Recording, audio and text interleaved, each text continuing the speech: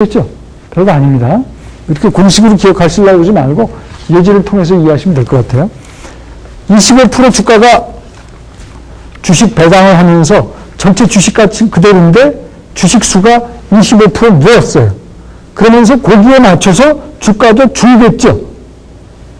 그 비율만 맞춰서 주면 돼요. 이것은 마치 4개 주식 갖고 있는 사람이 5개 주식 갖고 있는 걸로 바뀐 거나 마찬가지예요. 주식 수가 25% 늘었기 때문에.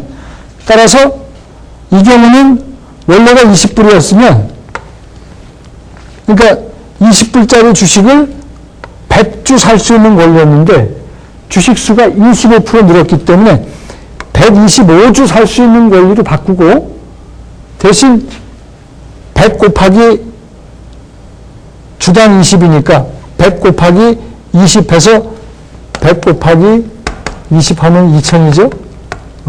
이건 그대로 있어야 돼. 그러니까 2000 나누기 125 하면은 주당 16불. 2000 나누기 125 하면은 주당 16불에 125주 살 수 있는 권리로 이게 바뀌게 되는 겁니다. 그러니까 전체 가치는 그대로고 주식 수가 25% 늘었으면 거기에 맞춰서 주가가 떨어져 줘야 돼요. 이렇게 주식 배당이나 주식 할당이 있을 때는 조정을 해준다. 이렇게 이해하시면 되고요. 그 다음에 세금은, 이건 미국의 세제입니다. 미국의 세제인데, 글쎄요, 이거를 여러분들은 아실 필요가 없을 것 같기도 한데, 일단 옵션을 가지고선 권리행사를 하거나 팔거나 만기를 왔을 때 이익과 손실이 발생할 텐데, 그 이익과 손실은 자본 이익이나 자본 손실로 해석이 되고, 미국의 경우는 자본 이익에 대해서 이게 장기간 자본 이익이냐 단기간 자본 이익이냐로 나눕니다. 그 다음에 그 자본 손실에 대해서는 또 이렇게 복잡한 그 어떤 규칙이 있는데, 글쎄 우리 입장에서는 세제가 다르기 때문에 이건 몰라도 될 것 같아요. 그러니까 부담 느끼지 마시기 바랍니다. 그래서 옵션의 세제는 이렇게 미국의 경우 복잡한 처리 관리를 요하기 때문에 통상 회계사들이 알아서 해줍니다. 우리 파이낸스 공부하거나 재무관리 하시는 분들이 이것까지 이렇게 챙겨 필요는 없을 것 같아요. 자, 그러면 이제 끝으로 몇 가지 옵션이 포함된 일종의 금융상품으로 볼 수가 있을 텐데요. 워런트라는 게 있습니다.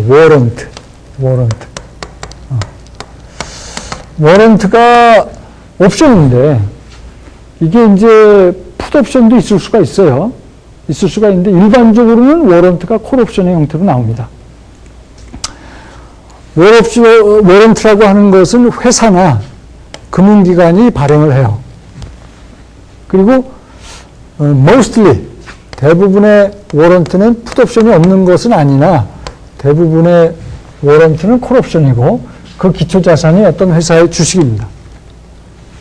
어떤 회사의 주식이고, 그 다음에 이 워런트는 처음에 얼마나 발행을 했느냐에 따라서 워런트 숫자가 이제 결정이 되고, 그 다음에 권리행사를 하거나 만기를 얼마나 많이 하느냐에 따라서 워런트 숫자가 바뀌겠죠.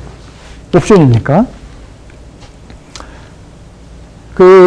우리나라도 이 워런트는 주식과 똑같이 거래가 됩니다. 거래소에서.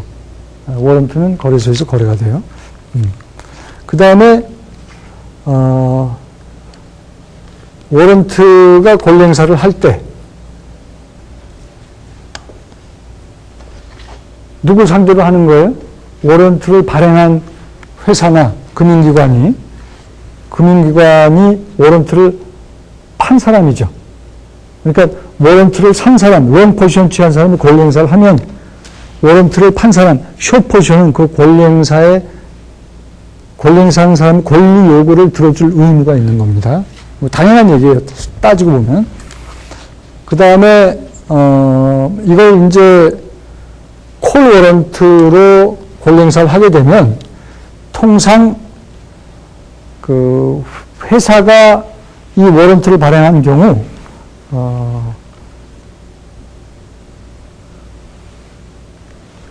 콜옵션이면 어떻게 돼요? 콜옵션이면 미리 정한 행사 가격 주고 기초자산이 받는 거 아니에요. 그죠? 살 수 있는 권리 아닙니까?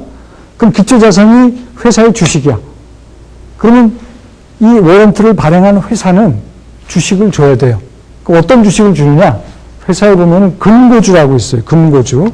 이 트레저리 스탁이 금고주거든요. 이 새로운 금고주를 발행을 해서 줘야 됩니다. 이게 워런트고. 그 다음에 이 워런트가 채권과 함께 발행되는 경우가 있거든요. 많습니다, 사실은. 그래서 그럴 경우는 우리가 bond with warrant, 이걸 줄여서 뭐라 그래요? BW라고 그러죠. bond with warrant. 그래서 BW라고 그래요. 이 BW는 조금 이따 설명하게 될 convertible bond CB랑 굉장히 유사한 점이 있다. 이렇게 이해를 하시고. 또 이 옵션의 응용 예제로 executive stock 옵션이라는 게 있어요. 경영진이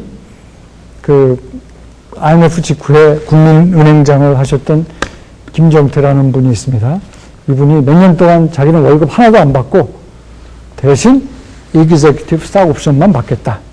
근데 월급은 하나도 안 받고 봉사하는 것 같이 보였지만 사실 국민은행 주식이 외환위기 이후에 굉장히 많이 올랐습니다. 그래가지고 이분이 회사를 퇴직할 때는 executive stock 옵션으로 굉장히 큰 돈을 챙겨갔습니다.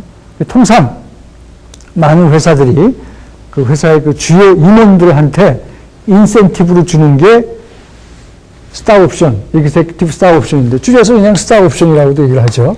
이게 일종의 콜 옵션이다. 일종의 콜 옵션이다. 그 미리 행사 가격을 정하죠. 행사 가격은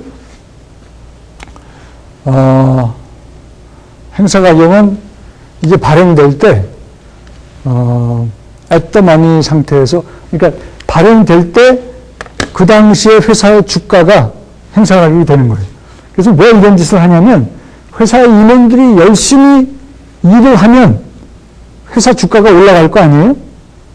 그러면 처음에 그 스탁 옵션을 받을 때 뭐 예를 들어서 10,000원이면 10,000원이었는데 열심히 일을 하고 회사 주가가 20,000원이 됐다.